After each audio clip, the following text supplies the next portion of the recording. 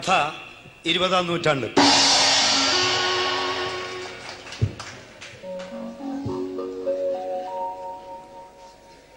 ഇരുപതാം നൂറ്റാണ്ട് എനിക്ക് വളരെ ഇഷ്ടപ്പെട്ടൊരു കഥയാണ്.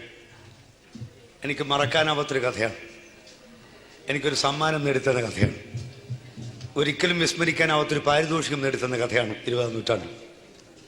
ഈ കഥ ഞാൻ ആദ്യമായിട്ട് പറഞ്ഞത് 1975 നവംബർ 25-ാം തീയതി. നോക്കണം, അത്ര കൃത്യമായിട്ട് ആണ്ട് മാസം ഒക്കെ കണക്കാക്കി വെച്ചിരിക്കുന്നു, ഓർത്തു വെച്ചിരിക്കുന്നു. അത് മറക്കാനാവാത്തൊരു കഥാപ്രസംഗ കഥയാണ് 20-ാം നൂറ്റാണ്ട്. അന്ന് നമ്മുടെ നാട്ടിൽ അടിയന്തരാവസ്ഥ എന്നൊരു ദുരവസ്ഥ നിലവിലിരിക്കുന്ന കാലമാണ്. 70 കോടി ജനങ്ങൾക്ക് വേണ്ടി ഒരാൾ സംസാരിക്കാമെന്ന് പറഞ്ഞ കാലം. നമ്മളിപ്പോൾ 75 കോടിയുണ്ട്. 10 വർഷത്തിനുള്ളിൽ 5 കോടി കൂടെ വർദ്ധിച്ചു. അപ്പോൾ എത്ര നിരോധിച്ചാലും വലിയ പറയത്തക്ക പ്രയോജനമൊന്നുമില്ലെന്ന് തോന്നുന്നു. അന്ന് 70 കോടി ജനങ്ങൾക്ക് വേണ്ടി ഒരാൾ, പ്രധാനമന്ത്രി മാത്രം സംസാരിക്കാമെന്ന് പറഞ്ഞ കാലം. നല്ല കാര്യമാണ്. 70 കോടി ജനങ്ങളും നാവടക്കി മൃഗങ്ങളെപ്പോലെ പണിയെടുത്തോളും, ഒരാൾ സംസാരിക്കും. പക്ഷേ അതിലൊരു വലിയ പെശകുള്ളത്, ആ തീരുമാനം എടുത്തപ്പോൾ ക്യാബിനറ്റ് പോലും അറിഞ്ഞില്ല എന്നുള്ളതാണ്. ആ തീരുമാനം അടുത്ത ദിവസം അനൗൺസ് ചെയ്തപ്പോഴാണ്.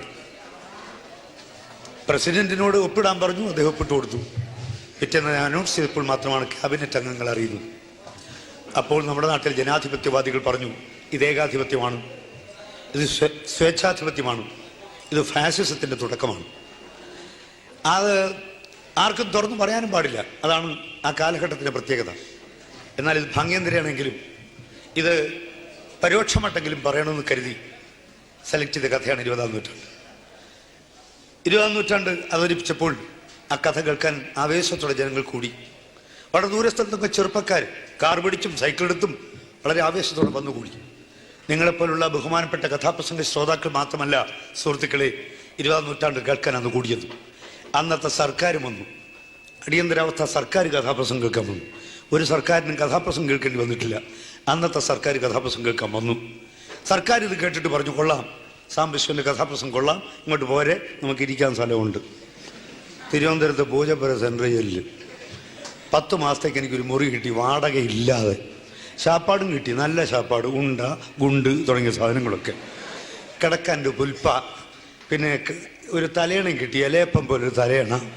ഒരു മുറിക്കകത്ത് ഞങ്ങൾ 5 പേര്. എന്നെ ആദ്യം കൊണ്ടുപോയത് 1976 മാർച്ച് 10-ാം തീയതിയാണ്.